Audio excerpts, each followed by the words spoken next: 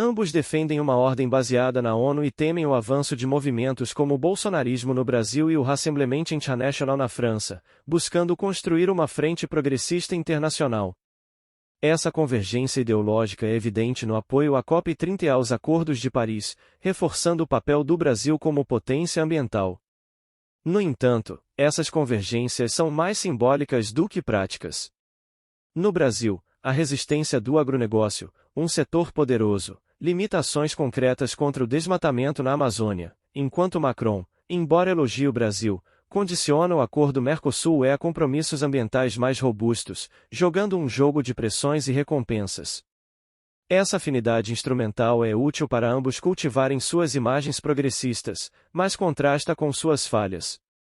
Lula é acusado de ceder ao agronegócio predatório, liberando grandes volumes de exploração mineral e agrícola na Amazônia, enquanto Macron enfrenta críticas por retrocessos ambientais na França, como o apoio a indústrias poluentes, revelando uma hipocrisia que mina sua credibilidade. Escândalos e controvérsias, antissemitismo, anti-Israel e corrupção. Os escândalos de Lula e Macron mancham suas reputações e expõem suas fragilidades. Lula tem um histórico de declarações antissemitas e anti-Israel, com destaque para sua fala em 2024, quando comparou as ações de Israel em Gaza ao Holocausto, afirmando que o que está acontecendo em Gaza não é guerra, é genocídio. Essa declaração foi condenada internacionalmente, com Israel declarando-o persona non grata e organizações judaicas criticando-o por desrespeitar a memória do Holocausto. Além disso, Lula enfrenta acusações de corrupção no caso Lava Jato, que persistem como uma sombra sobre sua administração, alimentando críticas de oportunismo e hipocrisia. Macron, por sua vez, não tem declarações explicitamente antissemitas, mas tem sido crítico das ações de Israel em Gaza, especialmente em relação à situação humanitária. Em 2025, ele afirmou que reconhecer o Estado palestino não é simplesmente um dever moral, mas uma exigência política, e pressionou os europeus a reforçarem seu posicionamento contra Israel caso não haja melhorias em Gaza. Essas críticas, embora políticas, geraram tensões com Israel, que o acusou de travar uma cruzada contra o Estado judeu. Além disso, Macron enfrenta acusações de autoritarismo, como sua decisão de dissolver o parlamento em 2025, vista como antidemocrática, e de elitismo, devido à gestão de protestos como os dos coletes amarelos. Escândalos de financiamento irregular de campanha também corroem sua imagem de transparência. Essas controvérsias confirmam uma visão crítica, e ambos os líderes, longe de serem modelos éticos, usam a política externa para desviar o foco de seus erros, projetando uma imagem de grandeza que não corresponde à realidade. Análise comparativa e estilo do texto. O texto analisado apresenta uma narrativa jornalística, factual, com tons interpretativos moderados, equilibrando fatos, como encontros e dados de popularidade, com análises que decifram as motivações políticas. Seus pontos fortes incluem o uso de dados empíricos, como pesquisas de opinião, e uma cobertura equilibrada, mostrando convergências e divergências. No entanto, suaviza tensões entre Lula e Macron, subestimando o bloqueio francês ao acordo Mercosul-UE e pouco explorando a percepção negativa de Lula na Europa, especialmente no caso Ucrânia-Rússia. Um texto de contraponto poderia acentuar o caráter teatral da aliança, denunciando a hipocrisia de ambos ao posarem de defensores ambientais enquanto enfrentam críticas internas. Por exemplo, poderia destacar a incongruência entre o discurso de Lula como mediador de paz e suas declarações sobre Zelensky e Putin, ou a resistência francesa ao acordo Mercosul-UE como um veto político permanente, reforçando a visão de que essa parceria é mais fachada do que substância. Conclusão: uma aliança de conveniência. A relação entre Lula e Macron é, acima de tudo, uma aliança de conveniência, típica da Realpolitik. Ambos, fragilizados internamente, buscam na política externa o oxigênio que lhes falta na política doméstica, mas suas divergências estruturais, na Ucrânia, no comércio e seus escândalos, corrupção, antissemitismo, autoritarismo, limitam a parceria. O abromância é um verniz que disfarça interesses estratégicos frios, não afinidades genuínas.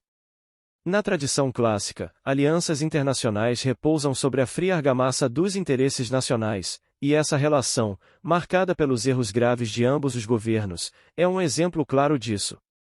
Entendamos melhor este emaranhado de politicagem. E o espetáculo diplomático, Lula e Macron entre o afeto encenado e o cálculo frio. A relação entre Luiz Inácio Lula da Silva e Emmanuel Macron é frequentemente caracterizada como um abromance diplomático, marcado por gestos de afeto e discursos idealistas. No entanto, uma análise mais detalhada revela que essa aparente proximidade constitui mais um espetáculo midiático do que uma amizade autêntica. Ambos os líderes, experientes na construção de imagens públicas, elaboram representações cuidadosamente projetadas para o cenário internacional, orientados por interesses pragmáticos em vez de laços pessoais. Por trás das demonstrações de cordialidade, como sorrisos e abraços, emergem divergências significativas, impulsionadas por necessidades internas urgentes e visões geopolíticas que, apesar de parecerem alinhadas, revelam-se essencialmente conflitantes. Segunda, crises domésticas, política externa como válvula de escape. As crises internas enfrentadas por ambos os líderes evidenciam paralelos notáveis.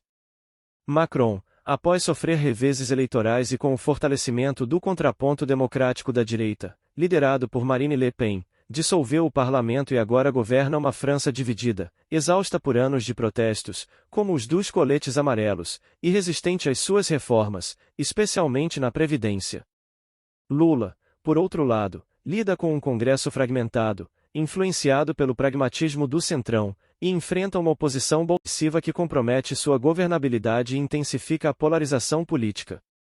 Diante dessas adversidades, ambos utilizam a política externa como estratégia para desviar o foco das tensões domésticas, projetando-se como líderes globais, uma tática recorrente na história, observada em figuras como Churchill e de Gaulle. Terceira, divergências estruturais, e economia, segurança e visões de mundo. As diferenças entre Lula e Macron possuem caráter profundo e estrutural, manifestando-se em diversas dimensões. 1. Acordo Mercosul-União Europeia, um obstáculo quase intransponível. O acordo comercial entre o Mercosul e a União Europeia exemplifica essas tensões. Para Lula, o tratado é essencial para reintegrar o Brasil ao comércio global, beneficiando o agronegócio, um setor crucial para sua base política e econômica. Macron, contudo, opõe-se firmemente, pressionado por agricultores e sindicatos franceses que percebem o acordo como uma ameaça à produção local. A França assume o papel de defensora do protecionismo europeu, transformando o tratado em um símbolo da disputa entre os interesses brasileiros de abertura de mercados e a resistência europeia à concorrência externa. 2. Conflito na Ucrânia, um abismo geopolítico. Na esfera internacional, as posturas diante do conflito na Ucrânia ampliam o distanciamento. Macron posiciona-se como líder europeu na aplicação de sanções rigorosas contra a Rússia e no suporte militar à Ucrânia, enquanto Lula critica tanto a OTAN quanto a Rússia, buscando consolidar o Brasil como um mediador neutro do Sul global. Essa abordagem, embora interpretada por alguns como equilibrada, é vista na Europa como hesitação ou até leniência com Moscou, evidenciando os limites de uma cooperação estratégica mais sólida. Quarta, convergências utilitárias, meio ambiente e multilateralismo. Apesar dos conflitos, existem áreas de convergência que sustentam a relação. Ambos os líderes defendem a agenda climática, comprometendo-se com os acordos de Paris e a preparação para a COP30, além de compartilharem um discurso favorável ao multilateralismo e contrário ao avanço de movimentos ultranacionalistas. Essas afinidades, porém, são mais simbólicas do que práticas, funcionando como instrumentos para fortalecer suas imagens progressistas. Para Macron, esse posicionamento ajuda a diferenciá-lo do contraponto democrático da direita na Europa. Para Lula, ações de imagem, o verniz rachado. Os dois líderes enfrentam desafios significativos à credibilidade. Lula é alvo de críticas por declarações consideradas antissemitas no contexto do conflito Israel-Palestina, o que abalou sua posição junto a setores da diplomacia ocidental, além de ser questionado pela liberação de áreas de mineração na Amazônia, que contradiz seu discurso ambientalista. Macron, por sua vez, é acusado de autoritarismo devido à repressão de protestos e à imposição de reformas impopulares, além de enfrentar críticas por incoerências ambientais em âmbito doméstico, apesar de sua retórica ecológica global.